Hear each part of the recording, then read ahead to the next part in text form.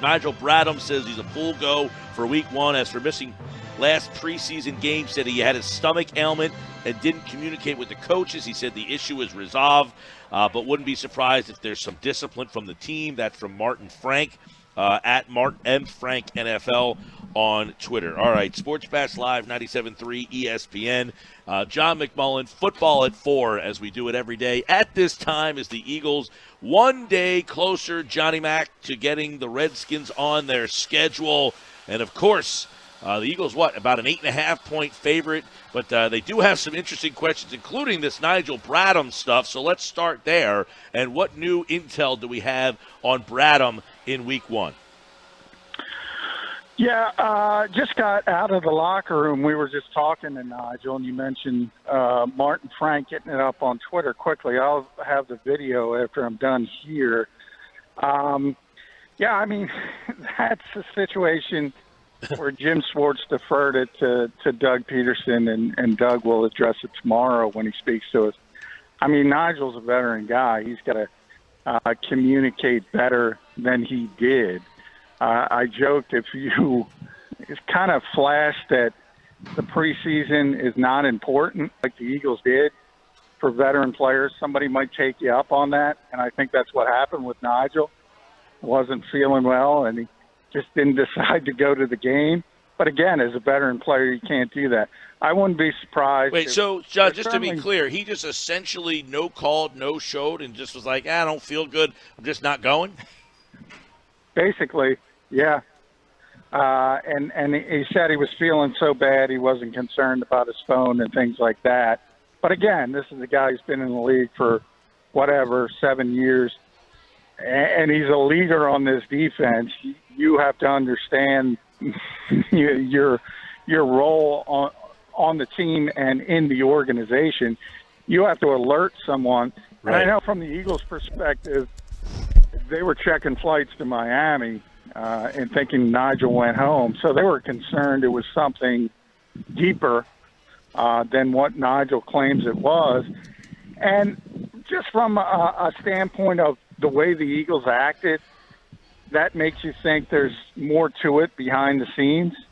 So I'm sure there's going to be some kind of fine as far as playing time. You could probably see maybe one of those things where they bench him to start the game, or they bench him for a quarter, something like that as punishment. I don't think it's going to be anything huge or anything from that perspective, but it is something to file away and say, hey, there's something going on here.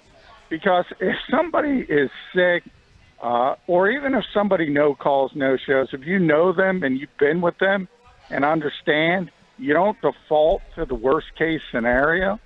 You know what I'm saying?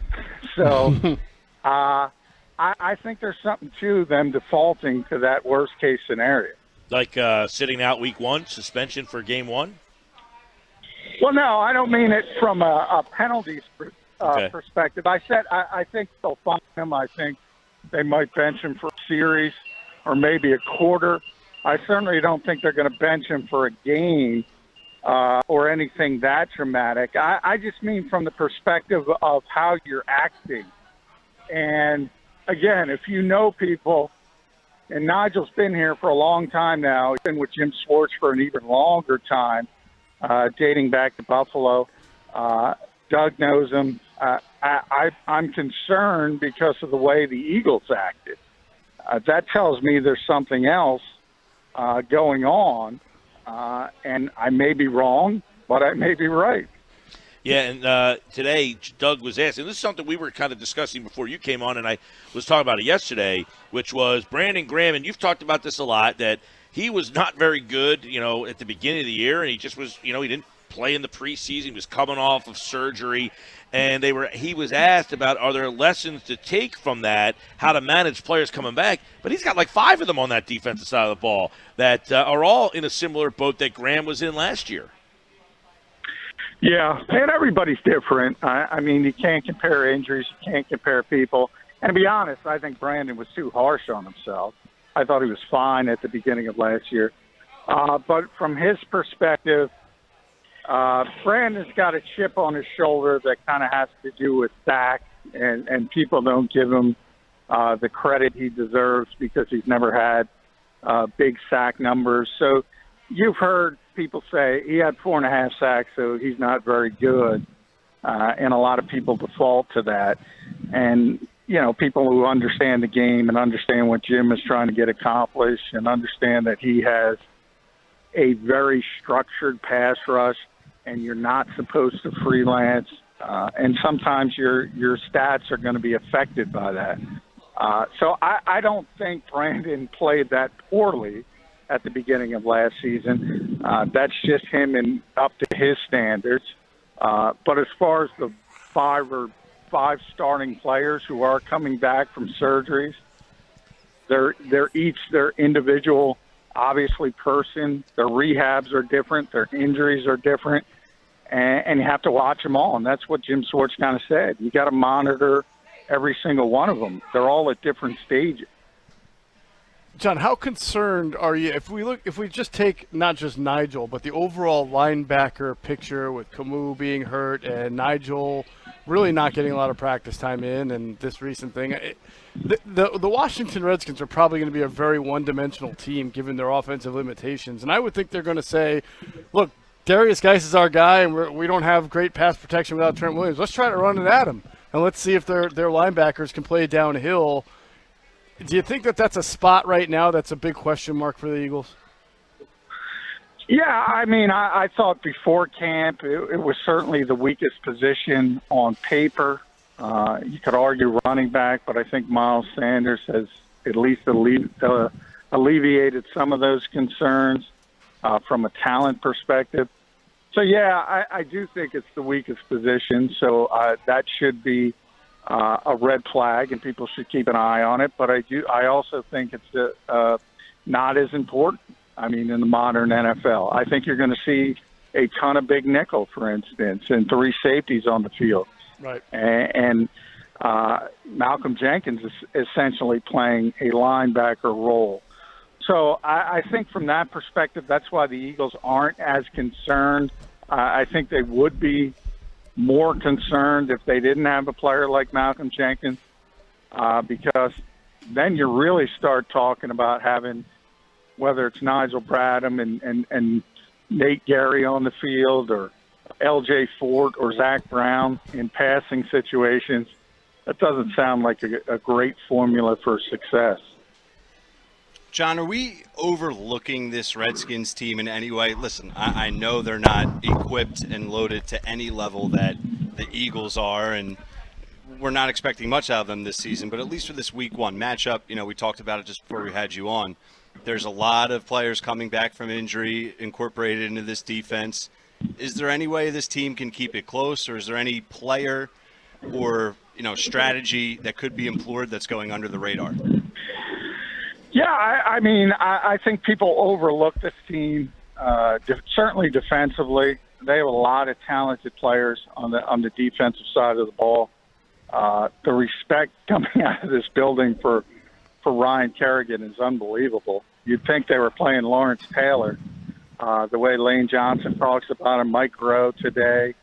And he's had a history of being an Eagles killer, so you understand part of that. But they have a talented defensive front as a whole.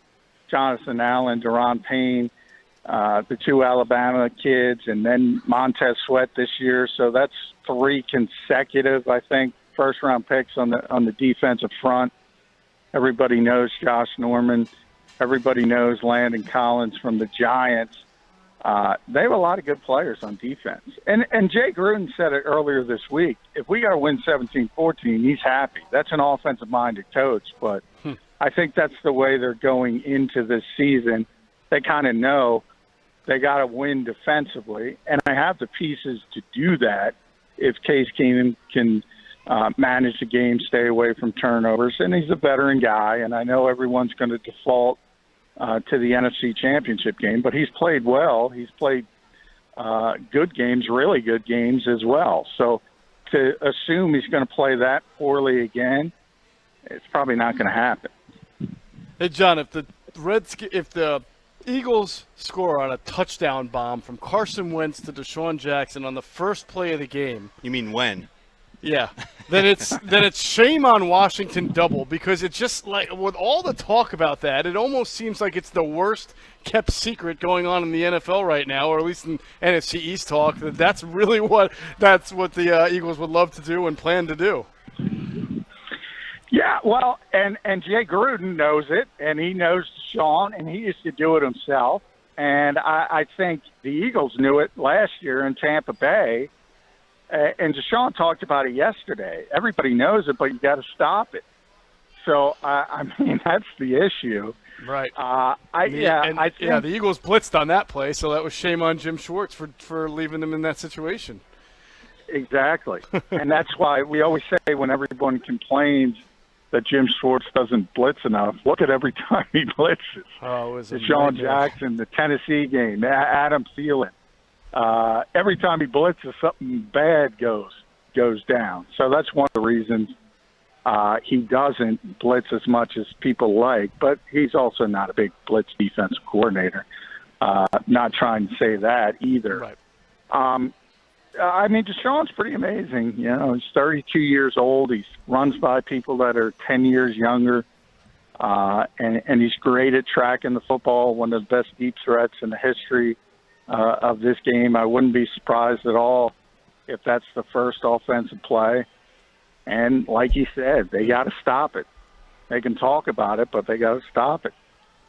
John McMullen, of course, Football at 4, at JF McMullen on Twitter. Give him a follow over there.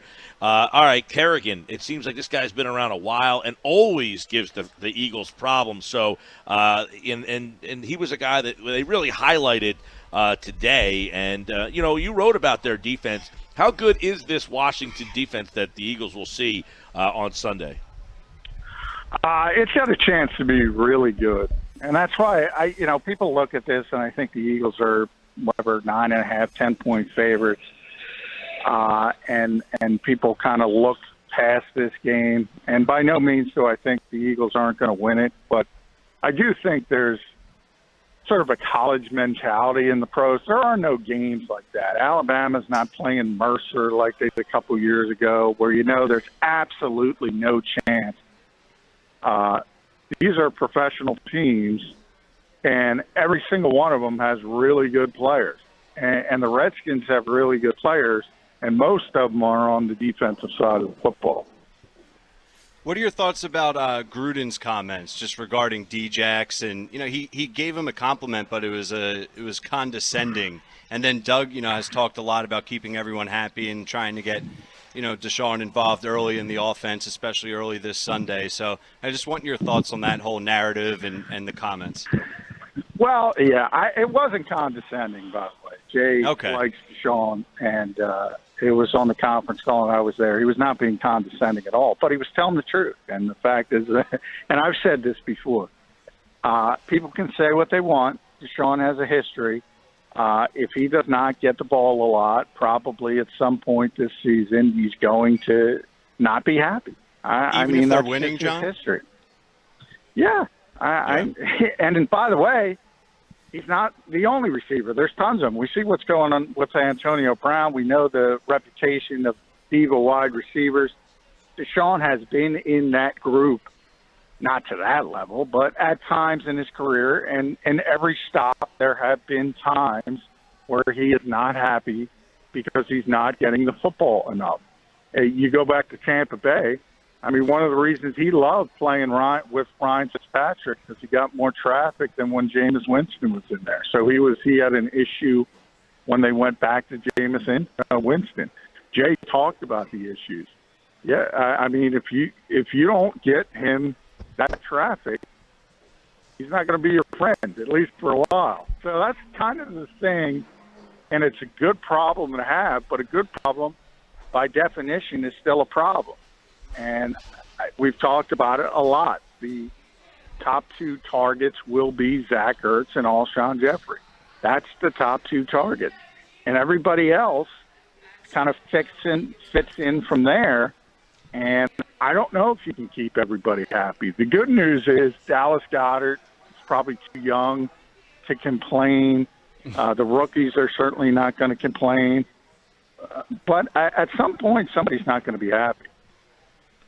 How about Brandon Brooks? We saw that he was limited in practice today, John. I mean, you know how important the Thursday practice is because Friday is usually, a little bit light. They lighten it up and then you get the walkthrough. So, what do you see from Brandon Brooks right now? Should we just assume he's not going to play because he has not been a full participant in practice?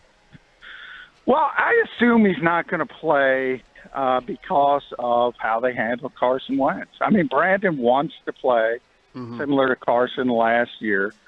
He thinks he can play, but the Eagles were a slave to their timetable with Carson Wentz. I don't see why you would push a 350-pound guy back from an Achilles injury less than 8 months, and it'll be less than 8 months on Sunday, when you have a backup as good as Vitae. Like last season, maybe if the Eagles don't have Nick Foles, maybe they do let Carson play. And maybe if the Eagles didn't have a competent backup, they would more seriously consider. But I find it hard to believe they're going to put him out there. I don't see the upside.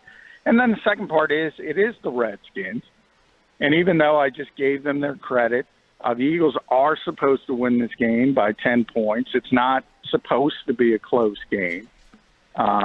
So from that standpoint, you also say we can probably get through this game and get Brandon another week, maybe another 2 weeks, and then ramp him up. I think that would be the smarter way to go.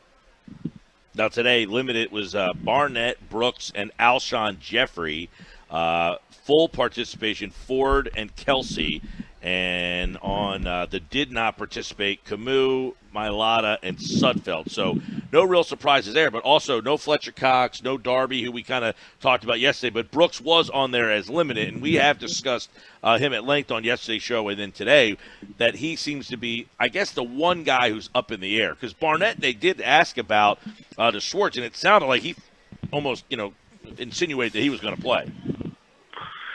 Yeah, I mean, I think that's the thought process that he's going to play. But he's another guy that would be in that category. If you do have any concern, there is enough depth at that position to where maybe you push it back another week. So I think that's what the Eagles are weighing. But the fact that they're out there practicing, and the guys who clearly can't play, the Sudfelds, Camus, Jordan Mailata, they're obviously not practicing. So this has been the goal. This has been what the Eagles have been shooting the entire preseason for. This is why they're so cautious. This is why Nigel Bradham think phoning out is a big deal, because they treated the preseason like that for the veterans, and it's all about getting to Sunday. And for most of them, it looks like they're going to be ready to go. Now, John, if there's a weapon on Washington that's worrisome on the offensive side of the ball, does that guy exist for them? Yeah, it's a good question. I think the off-schedule offense of Case Keenum and his ability to extend plays will surprise some people. It's always been like Crowder and I feel Chris like Thompson. Chris Thompson is a guy, John, that just because, the Eagles but have some I linebacker was gonna issues. say Chris Thompson, but if you got to go to your third down back as the difference maker, you're in trouble. That's true. Darius Geis, he's going to a little bit of a surprise in Washington that they're not going with Adrian Peterson, but Jay Gruden said they drafted Darius for a reason. Just talked to Zach Brown about him. Said he wasn't a great jump cut guy, not like a Le'Veon Bell or LaShawn McCoy, but he can go sort of from one hole to the other, more of a power guy. But he's got a chance to be a good back, so I would point to him. Their receivers on paper look really bad. So I do think it's sort of Case Keenum if things break down and he can extend plays and then you have some broken coverage. But I think if the Redskins are going to win this game, the path is, and Jay Gruden even said that, if we have to win 17-14, we'll win 17-14. And if they win 17-14, it might be a defensive touchdown. adding on to that 17 points. I mean, they just don't look very explosive offensively. One surprise for me I read was that Gruden's been there. This is his 6th year, right? I mean, it seems like he's been there for a while. I think he's won 2 division titles, if I'm not mistaken, which Yeah. is I don't think people would have guessed that. You know, I think Jay's a good coach. I don't think he gets enough credit because there's so much dysfunction down there. Right. And I think people agree. forget because the Eagles beat the Redskins handily twice. That was post Alex Smith injury when they were a mess. They were on their way to making the playoffs again last season. And I think if Alex Smith doesn't go down, 6-3, I think it might have been 6-2. They were going to make the playoffs. They were, and they lost their quarterback. So that happens to a lot of teams, and I don't think Jay gets enough credit. I think he's a good coach. All right, John, real quick. I know this AB, Mayock, that whole thing. Where do you see that kind of unfolding? I mean, the whole situation with Mayock getting into a fight. Brown had to be held back. Now they're suspending him. What a bizarre situation. What? And did you see who was holding back? Yeah. Vontaze perfect of all people. He finally had an opportunity. Yeah. I got to clear my name. Hey, I'm sure Jeff knows Mike as well. If you can't get along with Mike Mayock, you got issues. Number one. Yeah. But I mean, hey, look, I don't know what's going on with Antonio Brown. I mean, but I know who's coming out best in all of this is Mike Tomlin because he got a lot of criticism for what went down with Antonio and even Le'Veon Bell. But to keep that together for as long as he did, in hindsight, that looks pretty impressive. I don't know what's going on with that guy, but there's a chance the Raiders try to get the signing bonus back and try to move on. Wow. You can't punch the general manager. And he finds his way in New England. Yeah, I mean, hey, whatever. I mean, I'm sure Drew Rosenhaus is already out there trying to quell it. Maybe it's a one-game suspension. Maybe they try it again. But this is pretty consistent. Everything comes up. The goofy helmet thing. This is just dumb stuff from Antonio's standpoint. And to put $30 million at risk, I don't understand it. He's John McMullen. It's Football at 4. Follow him on Twitter at JFMcMullen. And, of course, we'll do it again tomorrow, getting you ready for Eagles and Redskins. We'll dive into that game a lot deeper as Eagles open up the season this Sunday right here on 97.3 ESPN. Johnny Mack will be back tomorrow. Thanks, pal. All right. Thanks, guys.